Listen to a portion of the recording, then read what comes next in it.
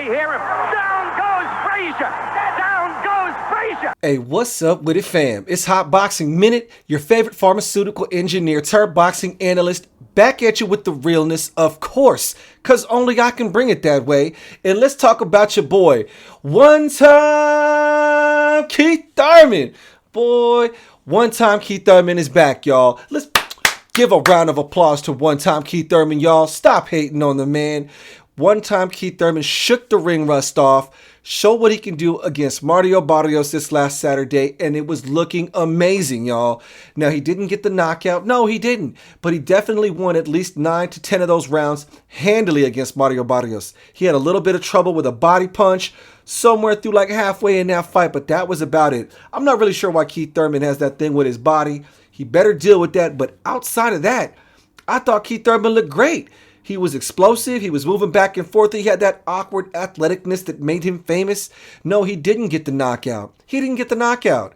So what? We can't judge him just because he didn't get the knockout, y'all. We have to stop over this obsession. We have to get over this obsession with knockouts and appreciate sweet science and the art when we saw it, because that's what we saw in that fight with El Azteca, Mario Barrios, and Keith Thurman. Keith Thurman is back, y'all.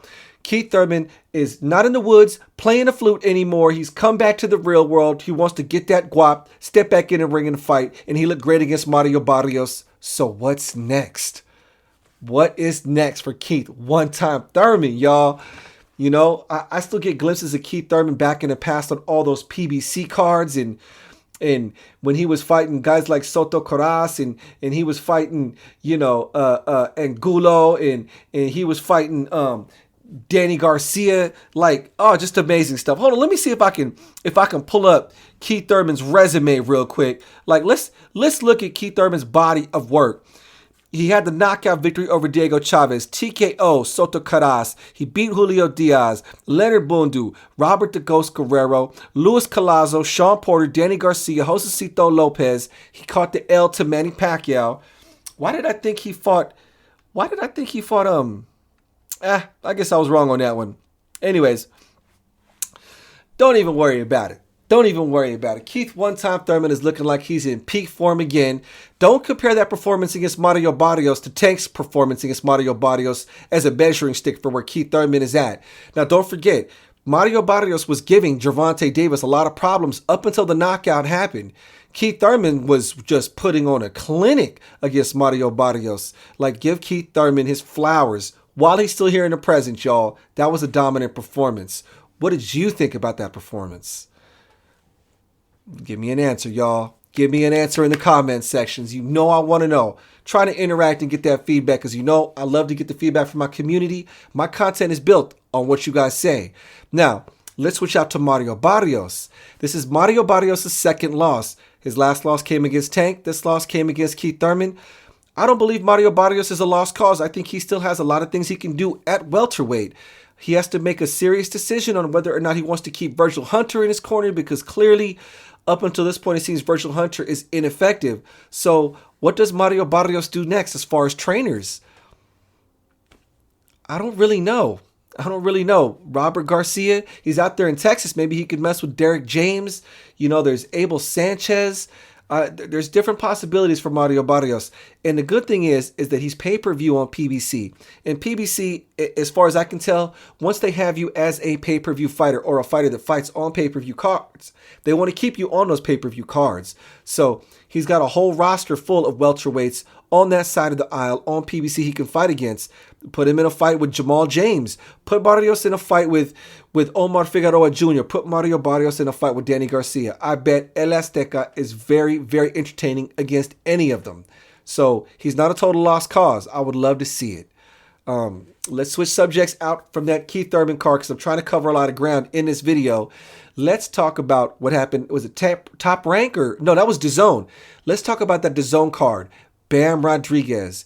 Y'all, did y'all see Bam Rodriguez? San Antonio 2-1-0. Salute. A Star is Born. Yes, Barrios lost. Sorry you couldn't get both those wins, San Antonio, but you did get Bam Rodriguez to move up 2 weight divisions on 5 days' notice to win a championship in the super flyweight division against an established champion in that division, Carlos Cuadras. Beautiful, magnificent display of heart, grit, ring IQ, the whole package. Bam Rodriguez is special. Listen, if you didn't see Bam Rodriguez's performance and see something special, you need to get your antennas fixed, folks, because that kid Bam Rodriguez is going to have a high ceiling, and I'm calling it now.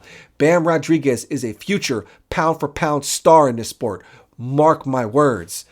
That guy went up 2 divisions against a guy who was clearly physically stronger than he was. Carlos Cuadras had old man strength.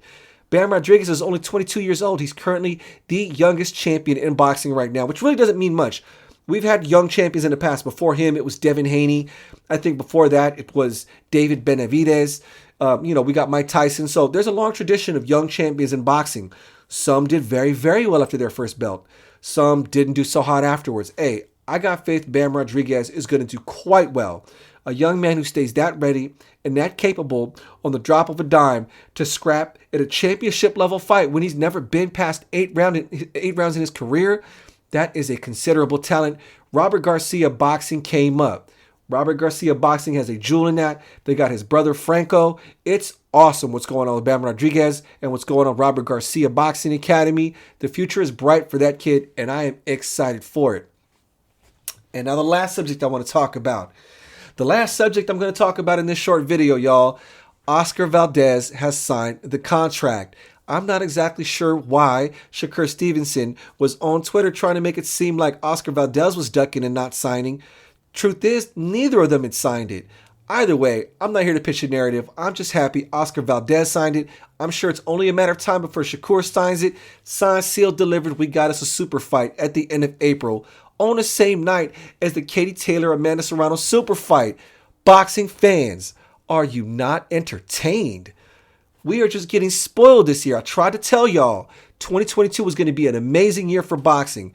And I am definitely looking forward to not only the Amanda Serrano and Katie Taylor fight, but this Oscar Valdez fight, Shakur Stevenson fight is massive, you guys. 2 undefeated multiple division champions. Both of them at some of the peaks of their careers, roughly. I wouldn't know if they're at their peaks. We don't know if they're at their peaks until they hit their decline. So, essentially, we got Oscar Valdez, Shakur Stevenson, 2 undefeated world-class fighters at the peak of their game, 2 division champions, 2 totally, completely different styles. You've got Oscar Valdez, who's a pressure fighter with knockout power. You got Shakur Stevenson, who's a technician. Now, I'm not really sure why everyone's dismissing Oscar Valdez. Don't forget, they did the same thing in that fight with Miguel Berchelt. Y'all remember that, right? Everyone was dismissing Oscar Valdez. They were writing him off. Everyone seems to look at Shakur Stevenson's skill set, and I don't know, they think it's impossible for Oscar Valdez to beat him, like Julio Cesar Chavez didn't beat Meldrick Taylor, like Jake LaMotta didn't beat Sugar Ray Robinson, like Manos de Piedra, Roberto Duran, like he didn't beat Sugar Ray Leonard. Listen, there's an answer to every question in boxing. The question is, which fighter will implement their style the best when they do eventually meet up? That's what we're all going to watch and tune in for. I'm not a gambling man, so I'm not putting money on it. So for those of y'all gambling, good luck placing that bet. Anyways, y'all, let me know what you think of that matchup between Oscar Valdez and Shakur Stevenson. Let me know what you think about Amanda Serrano and Katie Taylor and the aforementioned fights I spoke about earlier. Keefe, one-time Thurman in his return. Beautiful stuff. Bam Rodriguez. I want to talk about it all, y'all. Leave a comment. Hit that like button. Are you not already pressing follow?